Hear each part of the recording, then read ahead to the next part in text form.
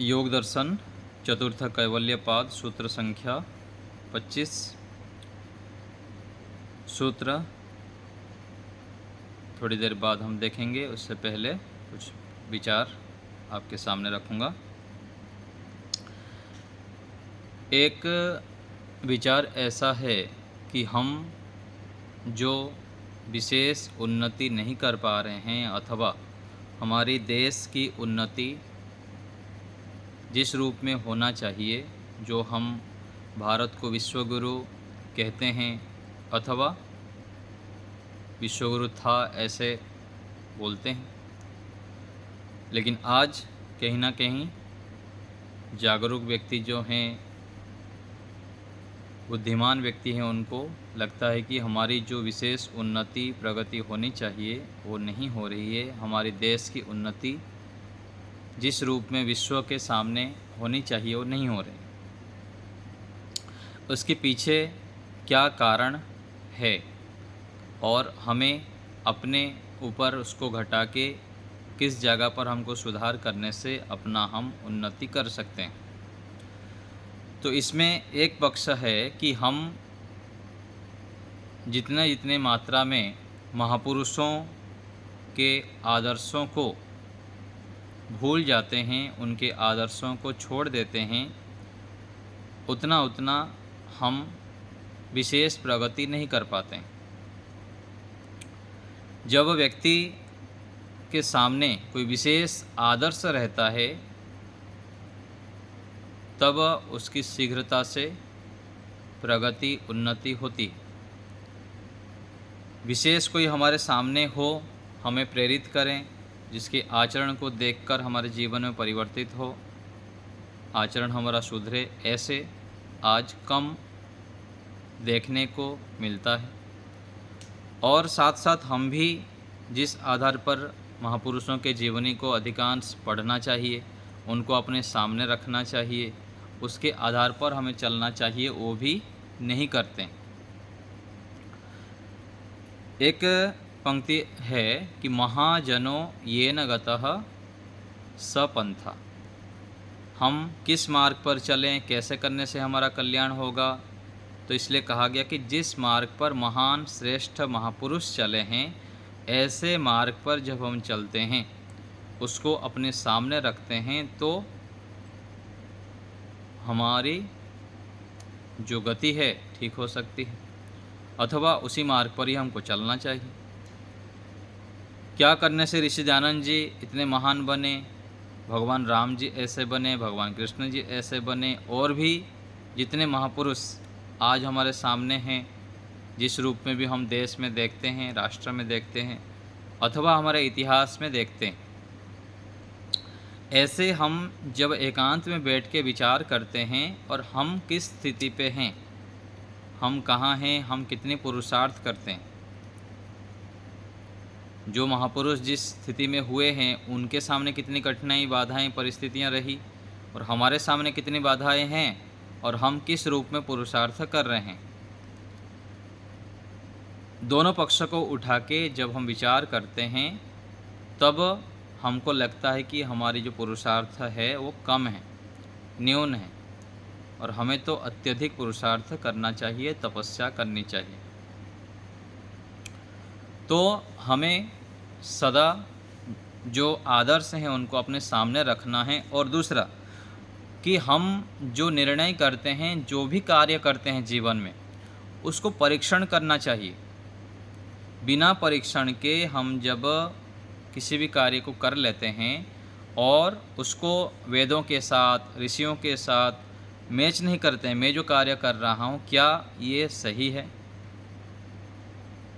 क्या ईश्वर इसको अच्छा मानते हैं, क्या ऋषि इनको अच्छा मानते हैं, कोई विद्वान बुद्धिमान व्यक्ति इसको अच्छा मानता है, ऐसे जब हम दोनों को तुलना करेंगे, मिलाएंगे, तो पता लगेगा कि हम कहाँ गलत हैं और किस जगह पर हमको सुधार करना चाहिए।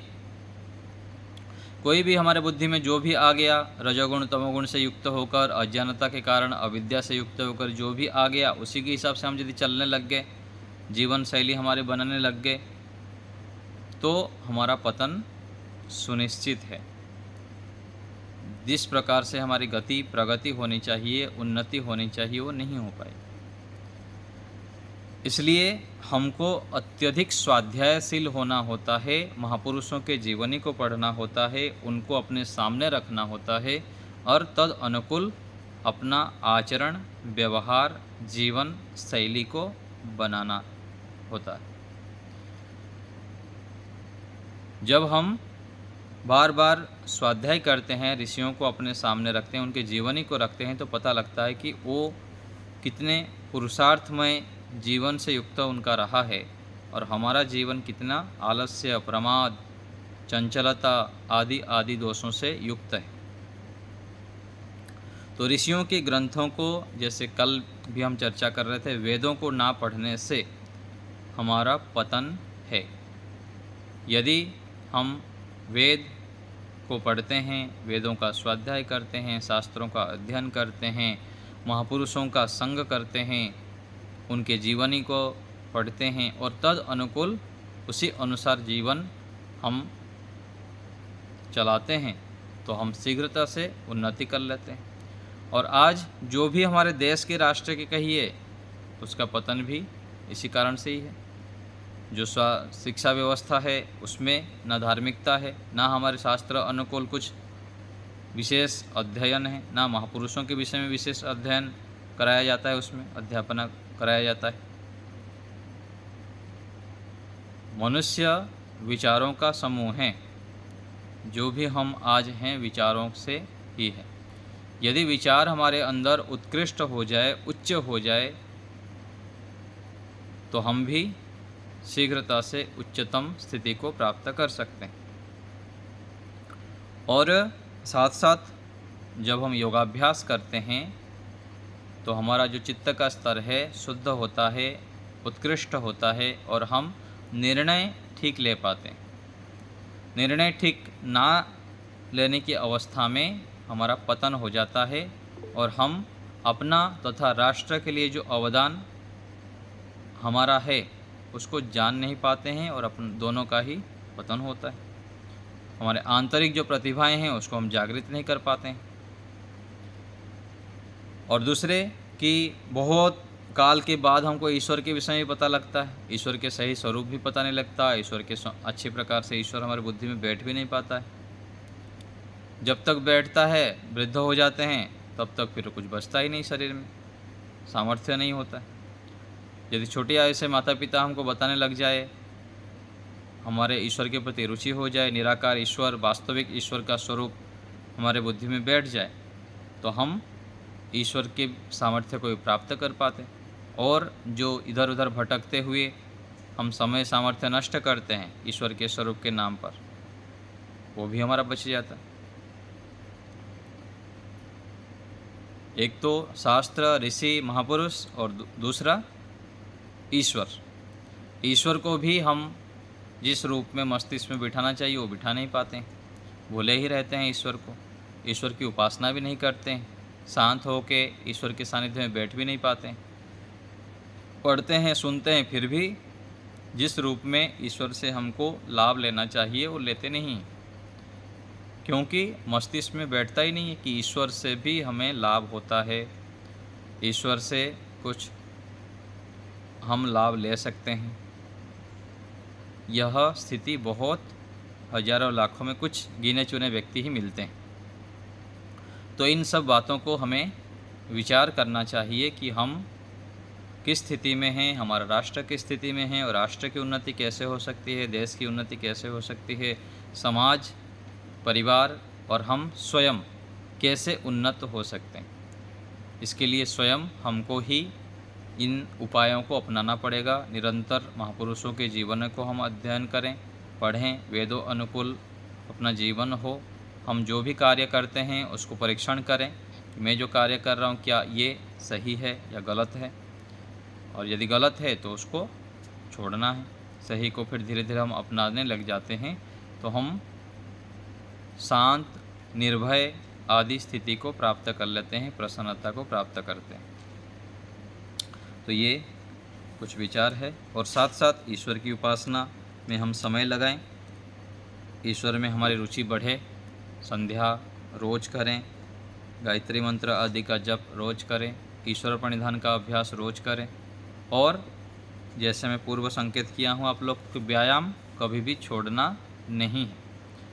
व्यायाम, आसन, प्राणायाम आदि जब छोड़ देते हैं तो फिर हमारी जो आंतरिक शुद्धि होनी चाहिए, शरीर स्वस्थ बलवान रहना चाहिए, वो नहीं होता है। आध्यात्मिक क्षेत्र में अनेक व्यक्ति की ये कमी होती है कि वो व्यायाम, आसन आदि ठीक से करते नहीं। इसके कारण फिर शरीर में जो सात्विकता रहनी चाहिए, स्वस्थ रहना चाहिए, वो रहता नहीं। और शरीर यदि स्वस्थ नहीं है, सात्विक नहीं है, बलवान नहीं है, तो फिर बुद्धि भी ठीक से चलती नहीं है, जड़ बुद्धि हो जाती है, अथवा रजोगुण तमोगुण से युक्त होने के कारण हमारी विशेष प्रगति नहीं हो पाती। तो इन बातों को हमें ध्यान देना है, इससे हम शीघ्र उन्नत हो सकते हैं, उन्नति की ओर बढ़ सकते हैं। तो सूत्र 25 देखेंगे योग दर्शन चतुर्थ पाद में। विशेष दर्शिन आत्मभाव भावना विनिवृत्ति ही। सूत्रार्थ है, विवेक ख्याति द्वारा पुरुष और चित्त में भेद को देखने वाले योगी की मैं कौन हूँ, कैसा था, आगे क्या होऊंगा, इस प्रकार की आत्म विषयक जिज्ञासा समाप्त हो जाती। किसके द्वारा? विवेक ख्याति के द्वारा। पुरुष और चित्त में जो भेद है, तो मैं कौन हूँ, कैसा हूँ, क्या था, क्या होऊंगा आदि आदि जो आत्म विषयक ज्ञान समाप्त हो जाती है। योगार्थ प्रकाश हिंदी भाग देखिए। इस सूत्र में यह बतलाया है कि विशेषज्ञ अर्थात शरीर, इंद्रियां, चित्त आदि पदार्थों के स्वरूप को और आत्मा परमात्मा के स्वरूप को विशुद्ध रूप से जानने वाले योगी की आत्म भाव भावना समाप्त हो जाती है। तो कब होती है? जो विशेषज्ञ हैं, जो विशेष साधना किए हैं, समाधि की स्थिति को प्राप्त करते हैं, उनकी यह स्थिति होती है। आत्मभाव भावना का स्वरूप जानना आवश्यक है। उसको ऐसे जानना चाहिए कि मैं भूतकाल में कौन था, किस प्रकार से था, यह शरीर, इंद्रियां, मन आदि क्या हैं, किस प्रकार से हैं, हम सभी आगे आने वाले समय में क्या होंगे, कैसे होंगे, यह आत्म भाव भावना है, अर्थात आत्मा से संबंधित ज्ञान। यह आत्म भाव भावना विशेषज्ञ अर्थात शरीर, इंद्रियां, चित्त आदि जड़ पदार्थों और आत्मा परमात्मा को जानने वाले व्यक्ति की निवृत्त हो जाती है। तो ये शरीर, इंद्रियां, चित्त, संपूर्ण संसार को जड़ रूप में जानना और आत्मा परमात्मा को पृथक जानना, ऐसे जब जानते हैं तो फिर जिज्ञासाएं समाप्त हो जाती है, ठीक ठीक वो ज्ञान कर लेता है। आत्मभाव भावना को समझाने के लिए एक दृष्टांत दिया है कि मोक्ष मार्ग का उपदेश सुनने से जिन व्यक्ति के रोमांच और अश्रुपात दिखाई देते हैं, उस व्यक्ति ने पूर्व जन्मों में मोक्ष शास्त्रों को पढ़ाया है। यहाँ हम कई बार देखते हैं जो आध्यात्मिक क्षेत्र में बढ़ते हैं, थोड़ा ध्यान साधना करने के बाद उनके मन में दुख होता है, कई बार आंखों से पानी आ जाता है और वो दुखी हो जाते हैं कि इतना समय बीत गया, मैं कुछ नहीं कर पाया, मेरा समय व्यर्थ चला गया, मैं क्यों ये जो विशेष इन सब ज्ञानों से अभी तक वंचित रहा, आदि आदि सोच के वो दुखी हो जाते हैं।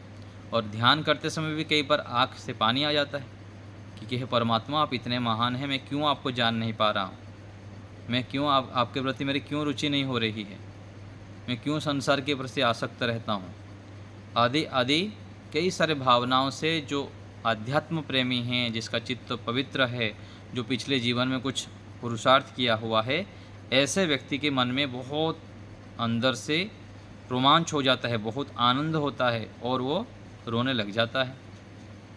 कई बार दुख के कारण, कई बार खुशी के कारण भी। परमात्मा के स्वरूप को जब थोड़ा थोड़ा जानता है, ईश्वर का आनंद मिलता है, तो उसको खुशी से भी कई बार आंसू आ जाता है।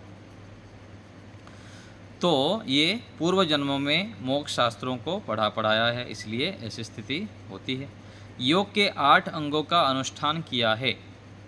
पहले, सत्पुरुषों के संग से मोक्ष विद्या को सुना है। इससे अनुमान होता है कि इस व्यक्ति में मोक्ष प्राप्ति करने की बीज है। बीज यदि है तो एक दिन वृक्ष हो जाता है। पहले तो बीज से ही शुरू होता है, व्यक्ति घर छोड़ देता है अथवा लगातार स्वाध्याय सत्संग आदि करता है, इन चीज़ों में रुचि अधिक से अधिक लेने लग जाता है, तो बीज तो है। इसीलिए आप सभी लगे हुए हैं, हम भी लगे हुए हैं। तो या तो पिछले जीवन में हम पुरुषार्थ किए हुए हैं, कुछ तो किए हुए हैं, और इस जीवन में भी हम फिर कर रहे हैं, बीज डाल रहे हैं अभी। जिस व्यक्ति के जीवन में आत्मभाव भावना नहीं होती, उस व्यक्ति की रुचि मोक्ष मार्ग में नहीं होती। कितना भी आपको पढ़ा लो, सुना लो, जितना भी उसको सत्संग में ले लो, उसकी रुचि होगी ही नहीं। ऐसे ही व्यक्ति मिलते हैं, बहुत अच्छे माता पिता होते हैं, बहुत संस्कारी माता पिता होते हैं, धर्म मार्ग पर चलते हैं, बच्चों के अंदर कुछ भी होता ही नहीं। ना आर्य समाज समझ में आता है, ना वेद समझ में आता है, ना सत्संग समझ में आता है, कुछ भी नहीं होता है। कोई बात नहीं, समय के आधार पर हो जाएगा, इसमें भी अधिक चिंता करने की बात नहीं। संसार में जब तक दुख नहीं देखता है, ईश्वर में सुख नहीं देखता है, आध्यात्म में सुख नहीं दिखेगा तो उधर वो बढ़ेंगे नहीं। जब तक संसार में सुख दिख रहा है तो उसके पीछे ही व्यक्ति भागता रहेगा और लौकिक कार्यों को ही करता रहेगा। ध्यान, साधना, उपासना, सत्संग, यज्ञ आदि किसी में भी उसकी रुचि होगी ना। आप कितनी ही प्रेरणा कर दो, कुछ भी बोल दो। तो ये संसार में अलग अलग प्रकार से स्थितियाँ देखने को मिल जाती है। और कोई व्यक्ति है, देखिए, घर में ना सत्संग है, ना स्वाध्याय, कुछ भी है व्यक्ति, लेकिन उसमें से संस्कार होने से वो दौड़ दौड़ के कहीं ना कहीं ढूंढ लेता है, अच्छी जगह पर जाता है, सत्संग में जाता है, स्वाध्याय करता है, आध्यात्म में रुचि लेता है। तो ये सब संस्कारों के ऊपर है। तो व्यक्ति या तो पूर्व जन्म में संस्कार बनाए अथवा इस जीवन में बनाए। पूर्व जन्म में दुख देख के आध्यात्म मार्ग में आ गया, अथवा इस जीवन में दुख मिलता है, कष्ट, बाधाएं, परेशानियाँ, बहुत बड़े बड़े ठोकरे जब खाता है ना, फिर दौड़ दौड़ के ढूंढता है कहाँ मिलेगा मुझको आश्रय। फिर वह किसी के माध्यम से आध्यात्म के शरण में आता है, फिर संस्कार बनाता है। किंतु उसकी रुचि केवल विषय भोगों में रत रहने की होती है। ऐसा भोगवादी व्यक्ति कहता है कि अगले पिछले जन्मों को किसने देखा है? आत्मा परमात्मा को कोई भी नहीं जानता, ना कोई बंधन है, ना कोई मोक्ष है। खाओ पियो मौज करो। आत्मा परमात्मा, धर्म अधर्म, मोक्ष की बातों को छोड़ दो। इन भोग मार्ग वालों का जीवन कैसा होता है, उपनिषदकार ने उसको स्पष्ट किया है। तो उसमें कहा गया उपनिषद में, अविद्यायाम अंतरे वर्तमानाः स्वयं धीराः पंडितमन्यमानाः दद्रम्यमाणाः परियन्ति मूढ़ा अंधेनैव नीयमाना यथांधाः। तो अविद्या में, प्रिय मार्ग में, बीच में उपस्थित पड़े हुए जो लोग हैं, अपने आप को क्या मानते हैं? ज्ञानी, पंडित मानते हैं, अपने आप को ही पंडित, चतुर, ज्ञानी समझने वाले होते हैं, और टेढ़े मार्ग पर चलते हुए भटकते हैं, और मोहग्रस्त होकर, मतलब कुछ बुद्धि काम करती नहीं है, क्या कर रहे हैं क्या नहीं कर रहे हैं, चल ही रहे हैं अंधाधुन, मोहग्रस्त वही होते हैं। और अंधे से ही ले जाए जाते हुए, जैसे अंधा, ऐसे ही संसार में वो चलते रहते। कोई अंधा यदि किसी व्यक्ति को लेके जा रहा है तो कैसी स्थिति? वो स्वयं भी गड्ढे में गिरेगा और दूसरे को भी गड्ढे में डालेगा। तो ऐसे ही संसार की स्थिति है। जितने भी देख रहे हैं ना, क्रिकेट स्टार है और फिल्म स्टार है, अलग अलग प्रकार से जो मौज मस्ती कर रहे हैं, स्वयं भी अपना जीवन पतित कर रहे हैं, पतन की ओर ले जा रहे हैं, और दूसरे को, लाखों करोड़ों व्यक्तियों को भी पतन की मार्ग पर ले रहे हैं, अपने संस्कार भी बिगाड़ रहे हैं, दूसरे को भी बिगाड़ रहे हैं। ऐसी स्थिति संसार में युगों युगों से चलते आ रहा है, आज भी देख रहे हैं और आगे भी चलता रहेगा। और उसके बीच में जो धार्मिक व्यक्ति हैं, संस्कारी व्यक्ति हैं, जो पुरुषार्थ करते हैं, अपने पुरुषार्थ से फिर स्वयं सुधरते हैं, फिर हजारों लाखों करोड़ों व्यक्तियों को भी अच्छे मार्ग पर प्रेरित करते हुए ले जाते हैं। तो इस प्रकार हमें भाव की भावना से युक्त होना है, और दूसरे भावना से युक्त व्यक्ति जो है भोग मार्ग में, उनको देखना नहीं है, और मान लीजिए देखते भी हैं तो उनको अच्छी प्रेरणा देते हुए, आध्यात्म के लाभ समझाते हुए उनको आध्यात्म मार्ग में लाने के लिए प्रयत्न करना है। प्रयत्न जो करेंगे बाद में, पहले अपना सुधार। हम जाते जाते रास्ते में कोई आ गया तो थोड़ा बहुत उनको बता देना है, सिखा देना है, साथ ले चलना है। यदि हम उनको ही सुधारने के लिए लग जाएंगे तो हम ही भटकने की संभावना, यदि हम मजबूत नहीं हैं तो पहले स्वयं को मजबूत बनाने के लिए शास्त्र निर्देश करता है। स्वयं पढ़े, सुने, पढ़ाए, सुनाए, स्वयं मजबूत बन जाए, और उसके बीच में थोड़ा थोड़ा किसी किसी को बताते जाएं, सिखाते जाएं, साथ साथ ले चलें। इस रूप में हम जब चलेंगे तो हम अपना कल्याण कर सकते हैं, हम लाभान्वित हो सकते हैं। अब आप लोग को कुछ पूछना हो तो बताइए। जी डॉक्टर साहब बोलिए। जी आचार्य जी। ओम। जी बोलिए। मैं कौन हूँ, कैसा हूँ, क्या था, आगे क्या होऊंगा, जी। तो इस प्रकार के विचार तो हमारे साधना में सहायक होने चाहिए आचार्य जी। सहायक तो है, मना कहाँ कर रहे हैं जी। ये तो सहायक ही है। जब आध्यात्मिक मार्ग में हम बढ़ते जाएंगे तो स्वतः रूप में ये आएगा ही आएगा। फिर धीरे धीरे आगे बढ़ते रहेंगे तो धीरे धीरे स्पष्ट भी होता जाएगा। ठीक है ना। तो ये सहायक है, ये स्वाभाविक है। जो भी आध्यात्मिक मार्ग पे बढ़ेंगे, साधना के मार्ग पर बढ़ेंगे, योगाभ्यास करेंगे, यम नियम का पालन करेंगे, तो उनके मन में ये स्वतः ही आता है। ठीक है। इनको भी छोड़ना होगा। छोड़ना ऐसा नहीं, छोड़ने के लिए तो बोल नहीं रहे हैं ना। आगे चलकर तो ये तो स्वतः ही पता लग जाता है। जो पता लग जाएगा तो फिर छूट ही जाएगा, है ना। जब तक पता नहीं होता है तब तक जिज्ञासा बनी रहती है, और जब पता लग जाता है, जानकारी हो जाती है, फिर वो छूट जाता है। फिर हम आगे और भी उच्च स्थिति को प्राप्त करना चाहते हैं। हाँ, ये पीछे रह जाएंगे विचार, मतलब हाँ जी, हाँ आगे बढ़ जी। ठीक है। नवल जी। आचार्य जी, मैं ये कह रहा हूँ कि परिस्थितियाँ से दूसरों से भी फर्क पड़ता है ना। भाई जैसी परिस्थितियाँ होती है उसके हिसाब से भी इसका असर पड़ेगा। बिल्कुल बिल्कुल, इसलिए तो संगति का बहुत प्रभाव पड़ता है। संगति का, वातावरण का, राज्य व्यवस्था का, माता पिता का, गुरुजनों का, हमारा पढ़ाई सुनाई, देखना, सुनना, विचारना, सबका प्रभाव पड़ता है।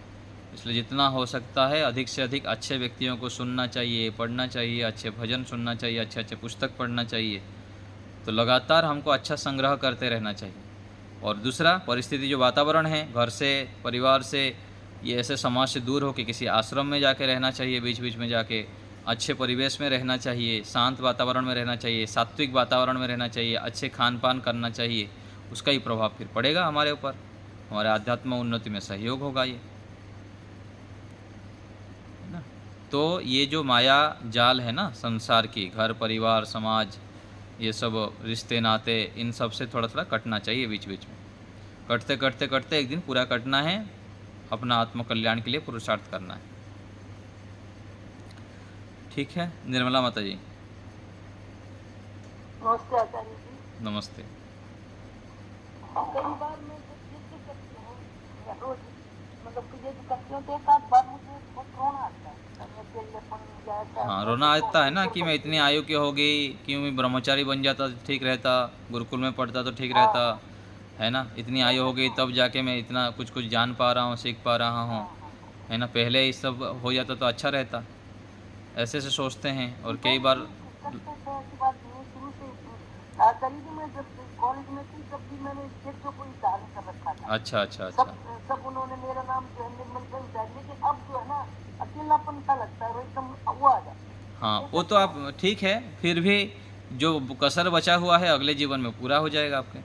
इतने सालों तक जो आप मेहनत किए हुए हैं और आप जुड़े हुए हैं अच्छे लोगों से, फिर आगे अभी अच्छे संकल्प करिए कि अगले जीवन में ऐसे माता पिता मिल जाए कि जन्म से ही मुझको गुरुकुल में जाने का मतलब जन्म थोड़ा बड़े होते ही गुरुकुल में जाने को मिल जाए, योगाभ्यास करने को मिल जाए, और भी मैं उच्च स्थिति को प्राप्त करूं, और भी जल्दी मैं आध्यात्म के शिखर की ओर बढ़ूं। ऐसे संकल्प लगातार करते रहेंगे, विचार करते रहेंगे, तो परमात्मा की व्यवस्था से फिर आपको मिल जाएगा ऐसे। ठीक है ना। जैसे लौकिक जीवन में मन ज्यादा जाता है, लौकिक उसमें, ईश्वर वगैरह में तो ईश्वर एक भक्ति में एकदम रहता है। हाँ, वो वातावरण का प्रभाव पड़ता है ना, जब वैसे होते हैं वातावरण का प्रभाव पड़ता है, और कई सारे हमारे लौकिक संस्कार जो रहते हैं ना, आध्यात्म से थोड़ा सा हटते ही फिर लौकिक संस्कार जाग जाते हैं।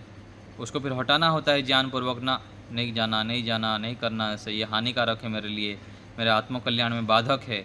तो प्रतिपक्ष भावना करके उसको रोकना है, और अधिक से अधिक ईश्वर में मन लगाना है, ईश्वर का चिंतन करना है, जप करना है।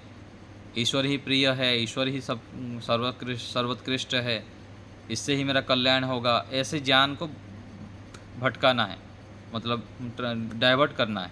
ऐसे जब करेंगे तो फिर और भी आपको लाभ होगा। ठीक है ना।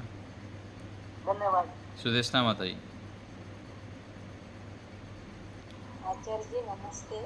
जी नमस्ते। आचार्य जी, सात्विक भावना सदा बनाए रखने के लिए क्या मीठा चीज ज्यादा खाना चाहिए? ना, मीठा बहुत कम खाना चाहिए। दाल रोटी खाओ, प्रभु के गुण गाओ। ठीक है। तो आचार्य जी तो दाल रोटी तो खाएंगे, वो तो ठीक है, लेकिन वो जो बोलते हैं ना कि मिठाई के बारे में ज्यादातर उदाहरण देते हैं, इसलिए मैं पूछ रही हूँ। मिठाई के लिए उदाहरण अधिक देते हैं कि लोग मिठाई में अधिक फंस जाते हैं, अधिक खाते हैं, बीमार पड़ते हैं, पेट खराब करते हैं, बुद्धि को बिगाड़ते हैं, इसलिए मिठाई के विषय में उदाहरण दिया जाता है। ठीक है ना। सभी लोग अधिकांश मिठाई में फंस जाते हैं। अच्छा हलवा बना है तो अधिक खा लेंगे, मीठा बना है तो अधिक खा लेंगे, विवाह भोजी में जाएंगे तो मिठाई जम के खा लेंगे, है ना।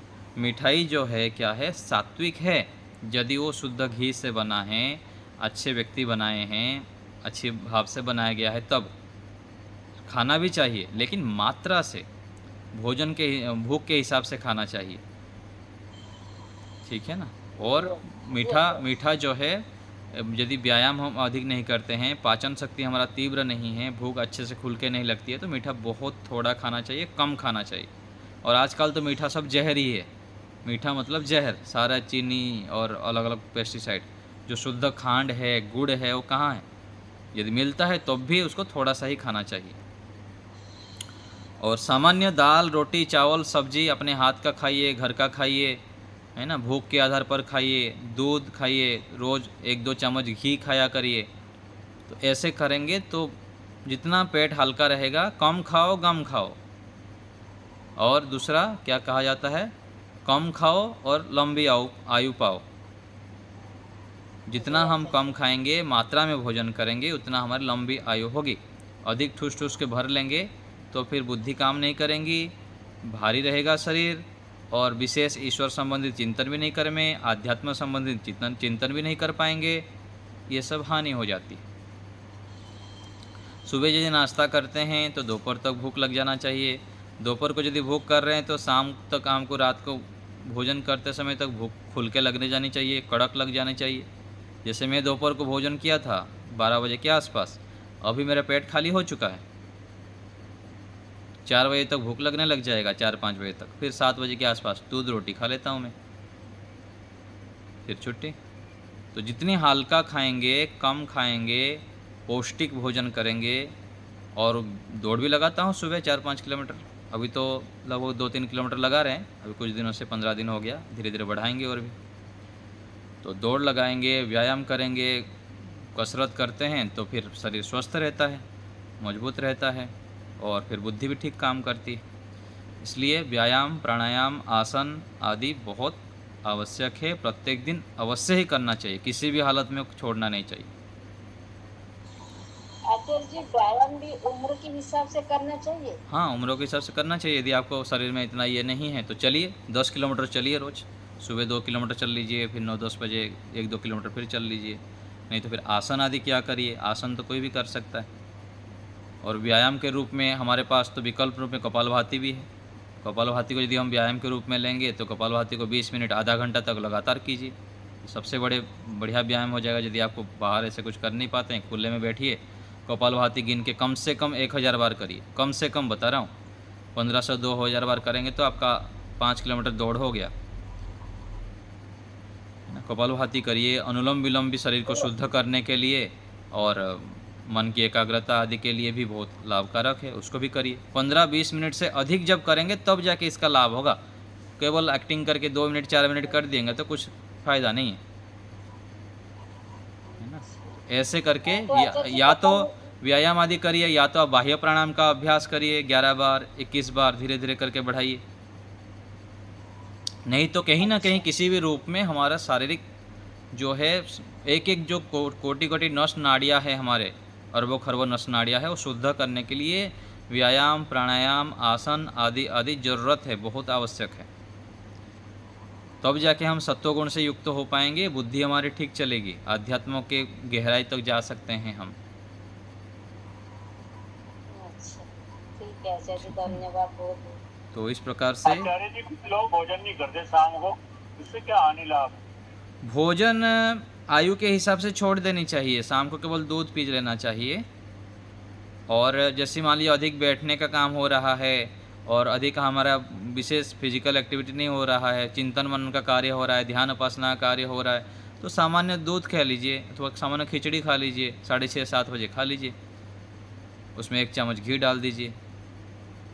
जितना हल्का शाम को खाएंगे, सूर्य अस्त से पहले खा लेंगे, उतना अच्छा है, पाचन ठीक से होगा। और आध्यात्म व्यक्ति के लिए तो बहुत आवश्यक है। दौड़ भाग जो कर रहा है, काम धाम कर रहा है, चंचलता वाली कार्य है, इधर उधर का कार्य है, तो वो तो जैसे भी खा ले, कोई समस्या नहीं है। लेकिन यदि फिजिकल शारीरिक रूप में हमारा अधिक दौड़ भाग नहीं हो रहा है तो हल्का खाए, रात को कम खाए, केवल दूध 1 गिलास पी ले।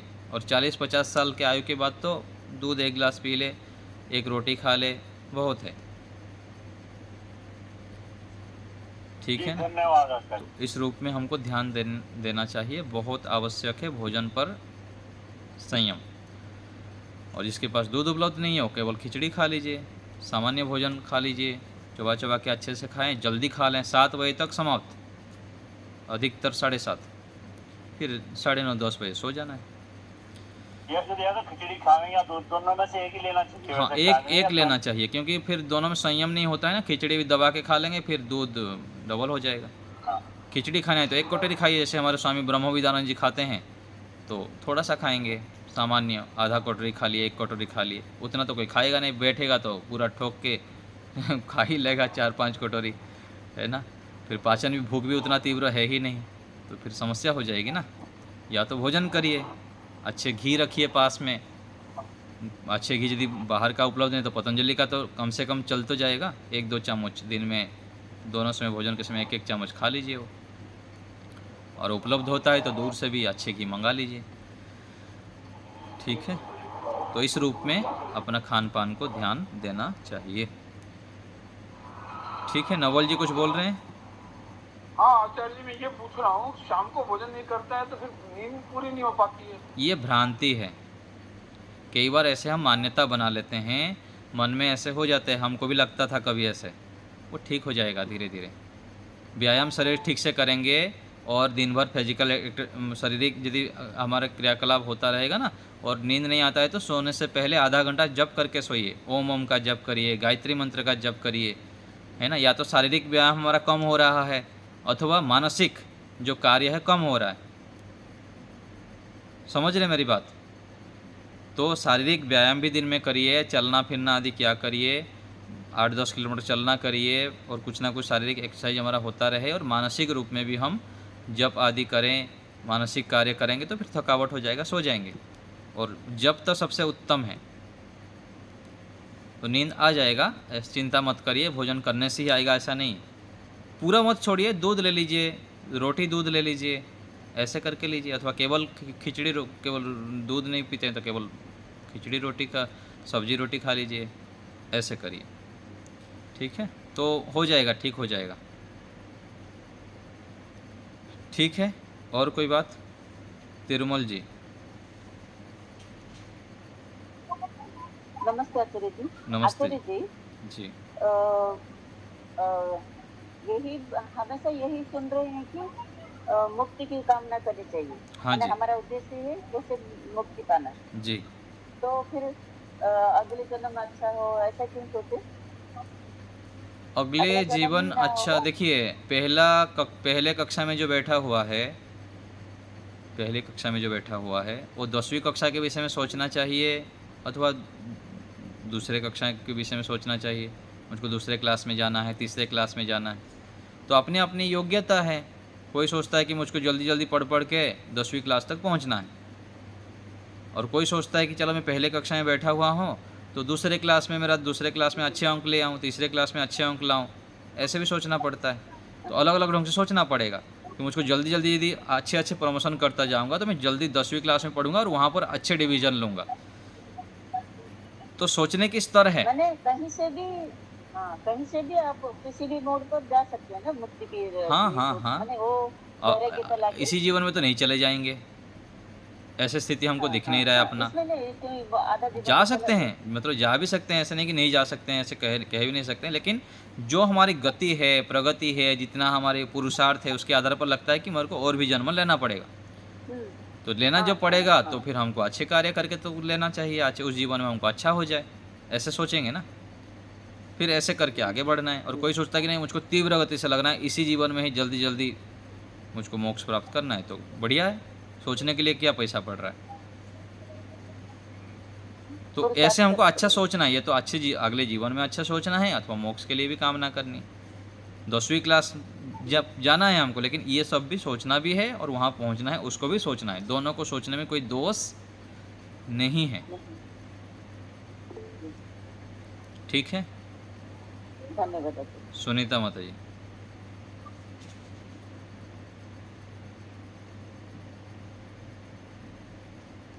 बोलिए।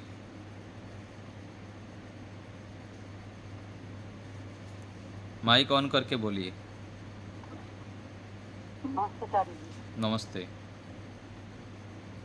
आचार्य जी, आप कह रहे खिचड़ी के साथ वाला दूध नमक, दूध के साथ नमक का मेला है जी आयुर्वेद में। खिचड़ी के साथ दूध तो मैं बोला नहीं, रोटी के साथ बोला ना दूध।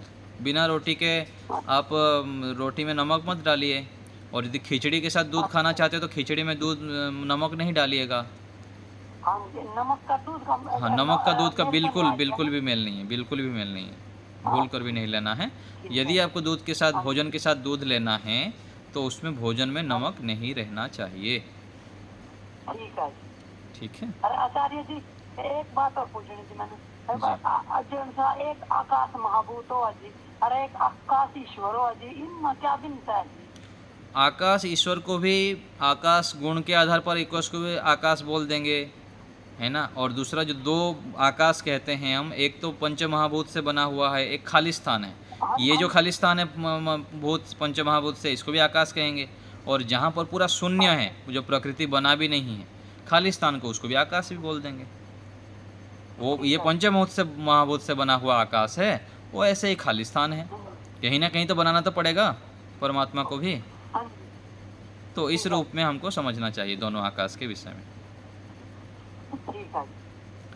ठीक है, और कोई बात? ठीक है जी, हाँ जी, बस जी, और तो चलिए, नहीं है। मेरे पास योग दर्शन के भेजिए जी, प्रश्न 70 में देखूँ कितना। ठीक है। और कितना में। ठीक है, मेरे को व्हाट्सएप में लिख के मांग लीजिएगा। हाँ जी। चलिए, तो हम थोड़ी देर के लिए अभी ध्यान का अभ्यास करेंगे। मांग लीजिए, मांग लीजिए। ध्यान का अभ्यास करते हैं थोड़ी देर के लिए। धन्यवाद आचार्य। शांत होके बैठेंगे।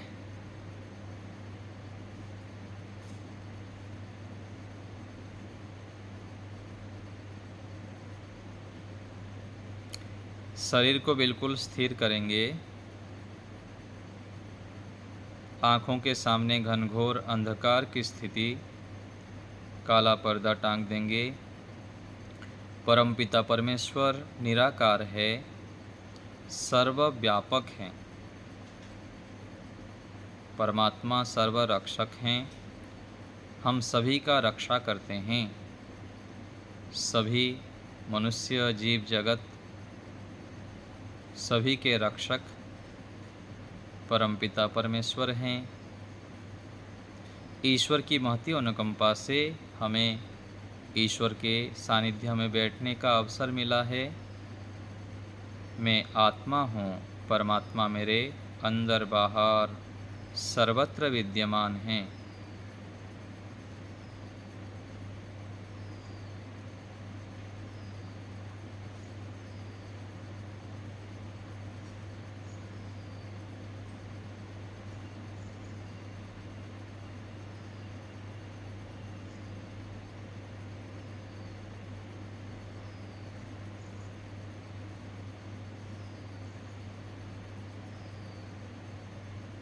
ईश्वर की उपस्थिति को स्मरण करते हुए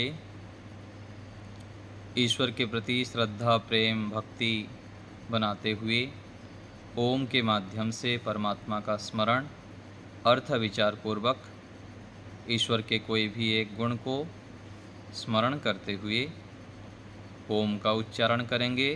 3 बार श्वास भरिए।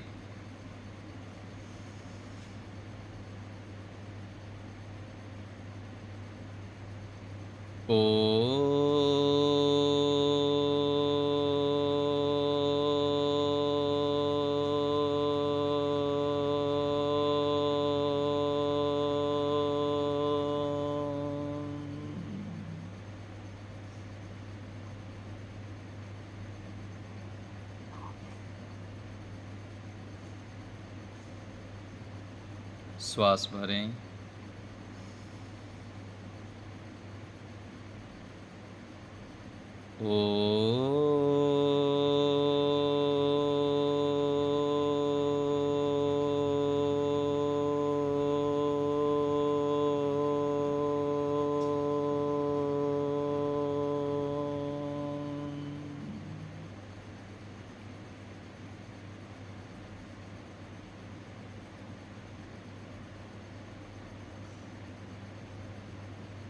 पुनः श्वास भरेंगे।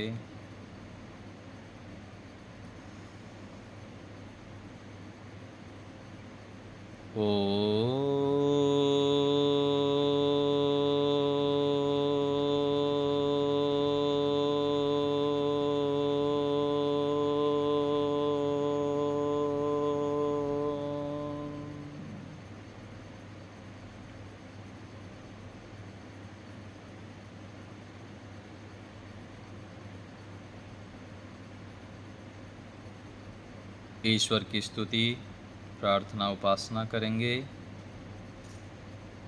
ईश्वर हमारे साथ विद्यमान हैं, चेतन हैं, हमें जान रहे हैं, यह भावना बनाते हुए परमात्मा की स्तुति। हे परमपिता परमेश्वर, आप मेरे हैं, मैं आपका हूँ। हे परम दयालु प्रभु, आप सदैव मेरे पास विद्यमान हैं। अज्ञानता के कारण, आपके संबंधित ज्ञान कम होने के कारण मैं आपको अपने आसपास अनुभव नहीं कर पाता हूँ, आपको भूले रहता हूँ। आप अनंत ज्ञान विज्ञान के भंडार हैं, आनंद से परिपूर्ण हैं प्रभु। आप कितने महान हैं। इतने बड़े बड़े सूर्य, चंद्र, नक्षत्र आदि को आपने ही बनाए हैं। हे प्रभु, आप दया के सागर हैं। आप अद्भुत स्वरूप हैं। आपने हम जीवों के ऊपर कितना कल्याण किए हैं। मन, बुद्धि, इंद्रियां, शरीर आदि साधन, चमत्कारी साधन आप दिए हैं, अमूल्य साधन दिए हैं। हे परम प्रभु, आपने यह शरीर आदि देकर साथ साथ भोग्य सामग्री के रूप में फल, सब्जी, अन्न आदि अनेक पदार्थ हमारे लिए उपलब्ध कराए हैं। हे परम प्रभु, आप हमारे परम हितैषी हैं। आप मेरा हित चाहते हैं। आपसे प्रार्थना है प्रभु, आप हमें श्रेष्ठ ज्ञान दीजिए, हमें सद्बुद्धि दीजिए, सामर्थ्य दीजिए, मैं आपके विषय में जान पाऊँ, आपके प्रति मेरा अत्यंत श्रद्धा प्रेम उत्पन्न हो, मैं आपको ही सर्वोपरि जानूं, आपकी आज्ञाओं को जानने में निरंतर तत्पर रहूं, उसको पालन करने के लिए तत्पर रहूं। मेरा जीवन पुरुषार्थमय हो जाए प्रभु, मैं पुरुषार्थी बन जाऊं, ऐसी कृपा कीजिए। यह आपसे विनम्र प्रार्थना है प्रभु।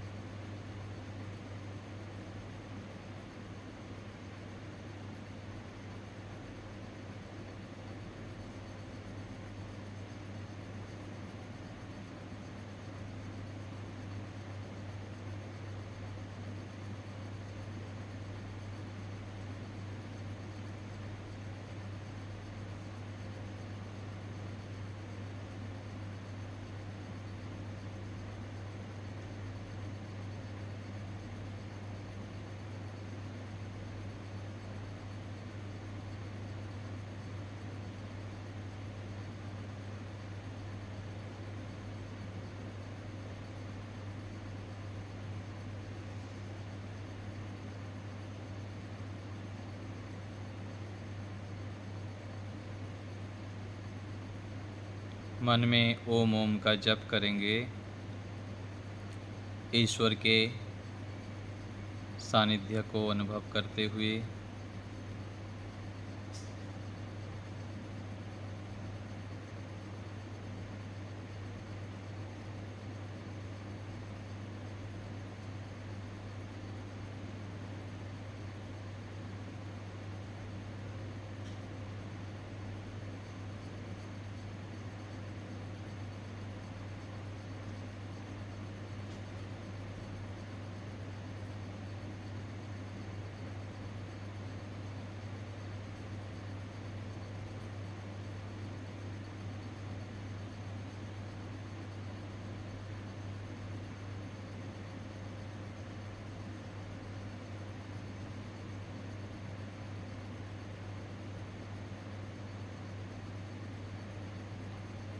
हे परमात्मा, आप मेरे साथ हैं, मेरे परम हितैषी हैं।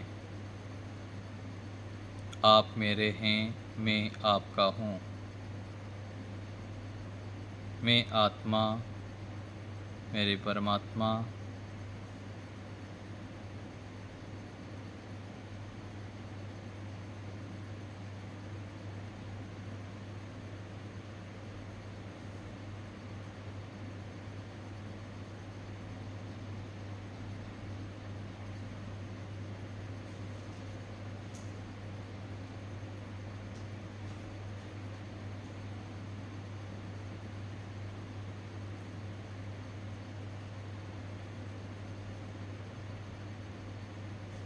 अब हम 3 बार पुनः ओम का उच्चारण करेंगे। अर्थ विचार पूर्वक श्वास भरिए,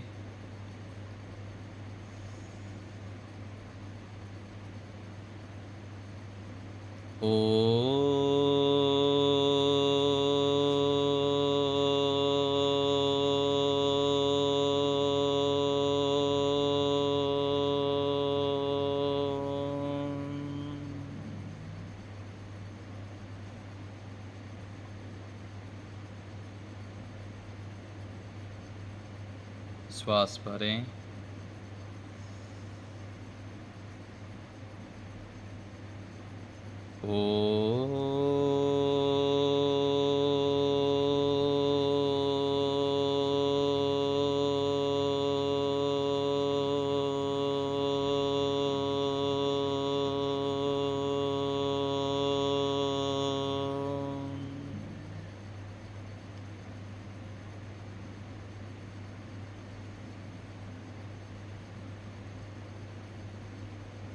पुनः श्वास भरें।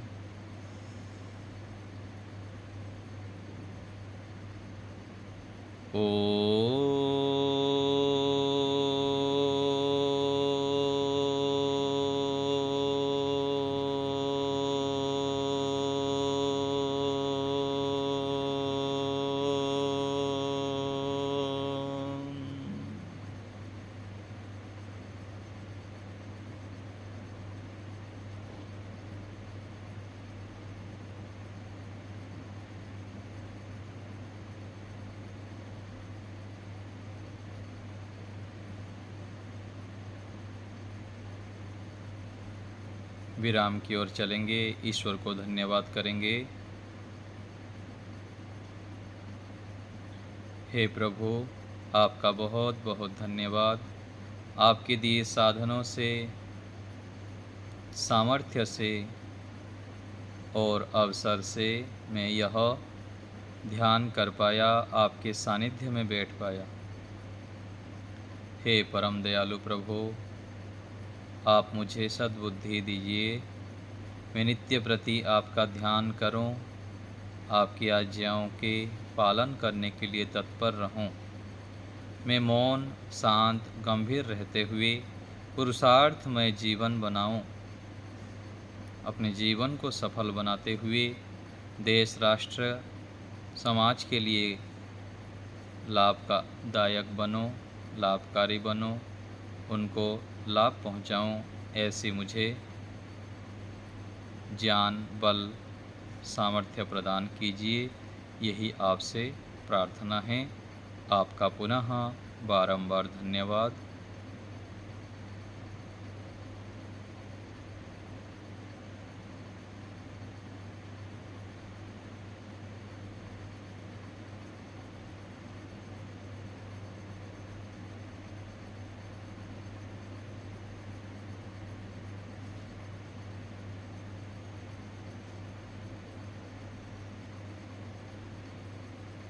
मन ही मन परमात्मा के प्रति नतमस्तक होते हुए, कृतज्ञता भाव बनाते हुए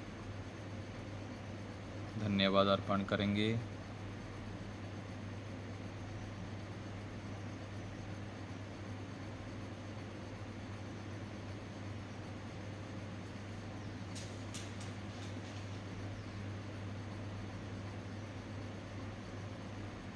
अब विराम देंगे। धीरे धीरे हाथों को घर्षण करते हुए मुख में स्पर्श करेंगे। दोनों हाथों के बीच में पलक झपकते हुए धीरे धीरे आँखों को खोलेंगे।